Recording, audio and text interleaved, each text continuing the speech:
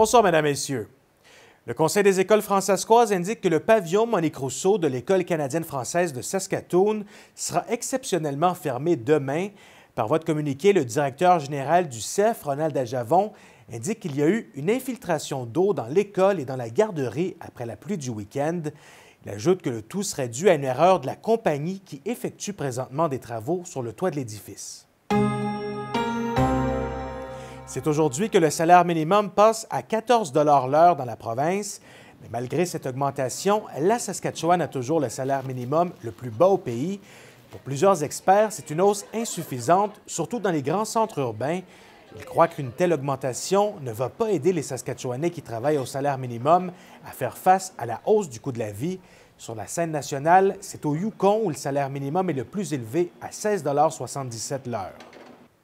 La course à la vie CIBC en Saskatchewan se tenait à Regina et à Saskatoon aujourd'hui. Près de 500 000 $ ont été amassés, entre autres, pour la recherche sur le cancer du sein. Pierre-Olivier Nadeau et Trevor Botherell se sont rendus à l'événement dans la ville des Ponts. It's a great vibe. There's a lot of people out here. It's a good place to be. Carmen Procope fait partie de la centaine de participantes de l'espoir à la course à la vie CIBC à Saskatoon. Il s'agit de personnes qui ont combattu ou qui sont atteintes d'un cancer du sein ou qui présentent un risque génétique de développer la maladie. Elle croit que l'événement a un impact positif pour les personnes touchées. It feels really good, for lack of a better word.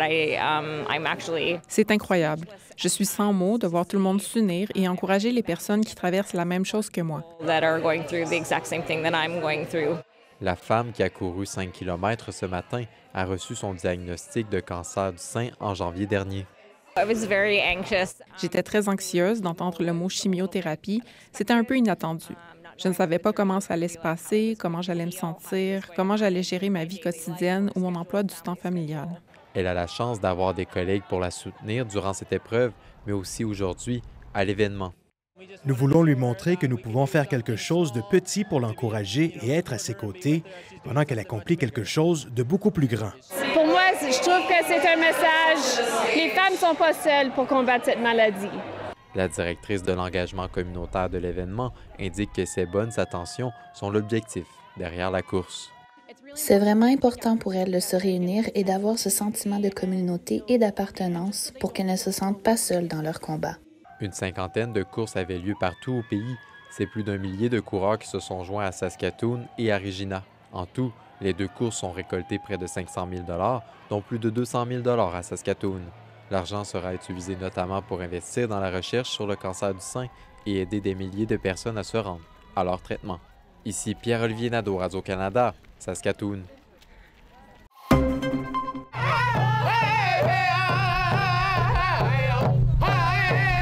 Plusieurs événements ont été organisés au pays dans le cadre de la Journée nationale de la vérité et de la réconciliation. Vendredi, une marche communautaire a eu lieu à l'Université des Premières Nations du Canada à Regina. Ce rassemblement annuel vise à rendre hommage aux victimes et aux survivants des pensionnats pour autochtones. Les organisateurs voulaient aussi partager l'histoire de ces établissements, mais surtout de mettre de l'avant la résilience des survivants. Côté sport, un programme élite de hockey de Saskatoon veut créer des opportunités pour de jeunes autochtones des prairies. Le projet nommé Indigenous Sports Academy encourage les adolescents à performer sur la glace, mais aussi dans les salles de classe et dans la vie de tous les jours. Le programme accueille des hockeyeurs majoritairement de la Saskatchewan, mais aussi de l'Alberta, du Manitoba et de l'Ontario. Pour les responsables, l'objectif est simple. Ils veulent outiller les jeunes à devenir des leaders dans leur communauté. I'm a firm believer, like the way I run my teams is, honest hockey players, what we're trying to build, but more importantly, honest person. And so the off-ice aspect to the program is very important.